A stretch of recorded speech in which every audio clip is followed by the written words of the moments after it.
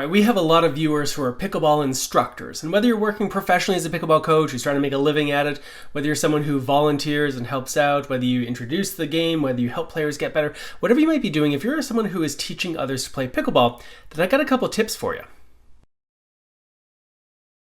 All right, today's specific tip has to do with what I call the play, practice, play model. And this is something we use all the time at Pickleball Coaching International. Play, practice, play. Let's talk about what it is and why it works so well.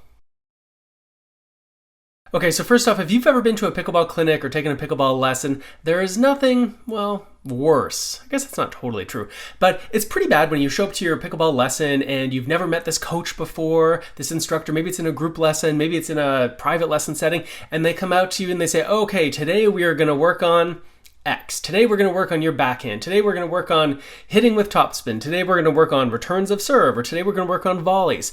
Now, why is that a problem? Well, none of those things are in and of themselves bad things to work on. They're actually all really important skills or shots or situations that we do need to work on to improve. But how does the coach know that this is what you need to work on? Well, the truth is they don't. If they just show up and tell you what today's topic is, they're not basing this decision on what you need. They're basing this decision on what they want to teach or what they assume that you need. And I think that that kind of assumption is sort of problematic, because what if you have an amazing return of serve already? Or what if your return of serve is okay? You know, it's not terrible, but you know what? Your forehand low volley is the pits. Well, wouldn't you rather work on that kind of thing? I think you probably would. And I think that we as instructors do a disservice to our students if we assume that we know what they need to work on rather than actually watch them do it. Okay, so that's why playing is so important and part of this play, practice, play model. We start with play. When I have students arrive, whether they're intermediate students, whether they're advanced players, even if they're kind of just beginning, what we do is we get them to play quickly. Sure, you do the meet and greet. Hi, welcome. My name is Mark. I'm really glad you're here. Hey, here's a couple safety things to watch out for. But you know what we're going to do? After we get kind of a warm up in and you hit a few balls, I'm not going to teach you a bunch of stuff. I want to see you in action. I want to see you play. And what I'll do in that scenario, if we have groups of 4, let's say, then I'll set them up and say, great, you two are partners, you're taking on those two, and we do that on a few different courts, and we're going to play little mini games, maybe just 3 or 4 minutes long, and then we're going to switch opponents, just so no one gets sort of stuck with anyone, you know, and it really brings them down, and we're going to watch them play.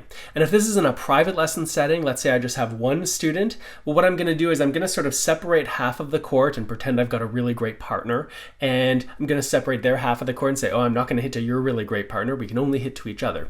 So what I try to do here is to simulate a real game scenario. And this is really important because it lets me see what happens in real life.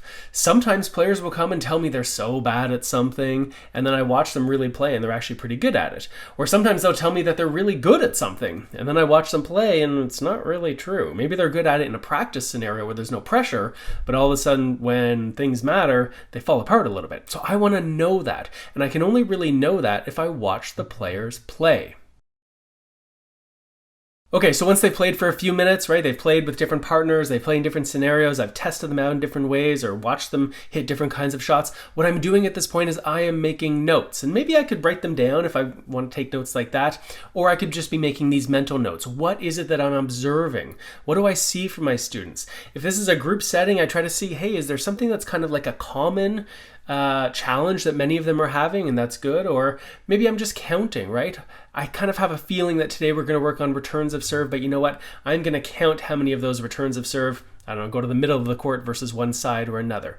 So I'm watching them play and I'm making these notes. What do I do next? All right, so after a few minutes, I bring everyone in and I praise and encourage them. I say, hey, I really like the effort out there. Looked like you were having a lot of fun, saw some really good things. But I also noticed a few things that kind of stood out. And this is where I can talk to them about what it is that I observed. What did I see? What did I take notes on? Did I notice that many people were avoiding their backhands to try to hit forehands, and consequently that was putting them out of position?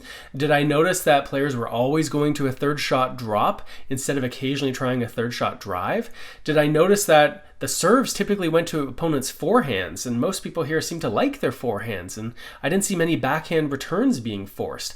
Whatever it is, I make these observations to the players, and that's really important to them because now they feel like, oh, this guy actually watched us. He's not just imposing on us what he wants to work on, even though I might be a little bit, but they're going to feel that I really watched them, that I'm really using what we call a student-centered approach, giving them what they need, not just what I want to work on. All right, so we've now got the first play element done. I've now explained what my observations are, and now we are going to practice. We're going to take those observations and we're going to turn it into some sort of learning.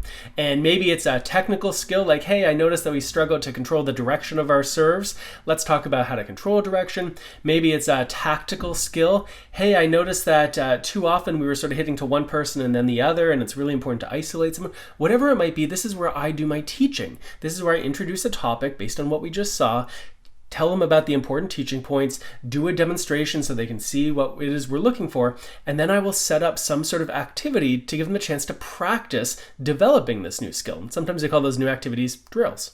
All right, so I've set up that activity, I've set up that drill, I show them how they're going to do it. Okay, now is their chance to go out and practice, and that's where we send them out, pair them up, or however you're setting it up. And what is my job as the coach? Well, my job is to walk and talk, to circulate, to go around so every person feels like, hey, I'm watching, right? That Mark is giving some attention to every single person. I use their name, and it's really important during this practice session that I'm really specific. So let's say that we talked about, I don't know, preparing the body and paddle early before the ball bounces when returning a serve. Well, if that's what we're working on, then that's what my feedback should be on. If all of a sudden I notice, I don't know, some weird mechanics when someone's hitting a serve, or I notice something else, I probably shouldn't mention that, even if I see it. Because my job as the instructor isn't to like find everything that they're doing. I'm not out there to be a fault finder, right? I'm out there to be a success seeker. And specifically, the success I'm seeking is related to this particular topic. So if it is about setting up early, then my feedback to those players should regularly be about, hey, oh, I like the way you set up before the bounce. Oh, hey, that setup was a bit late. Hey, you're setting up nice and early on your forehand, but on your backhand, you're not getting turned sideways quickly enough. The feedback should be relevant to the specific teaching topic. Okay, so what do I do next? Well, after they've practiced it for a certain amount of time, after they've met whatever goals we've set, whether it's a timed goal, hey everyone, we're gonna do this for 5 minutes, whether it's an outcome goal, hey, we're gonna do this until I see it done correctly 27 times, whatever it might be. Okay, we've now finished practicing. So we've already played, we then add the practice. What happens next? Well, we play again. And why do we play again? Because we don't want them to be good at skills just in an isolated practice scenario where there's no pressure. We don't want them to be good practicers only. We want our players to be good players. And so what we need to do is take that skill that they just developed in a practice setting and put it back into a playing situation. And this would typically be a real game situation, though you could always put little modifications in there to make sure they get to do the thing that you just worked on. So you might make a rule if you're working on drops, say, hey, I know you could play a third shot drive, but we're going to make a rule. You've got to attempt a third shot drop for this little next game because I want to see how you do it. And so that's how it works. Play, practice, play.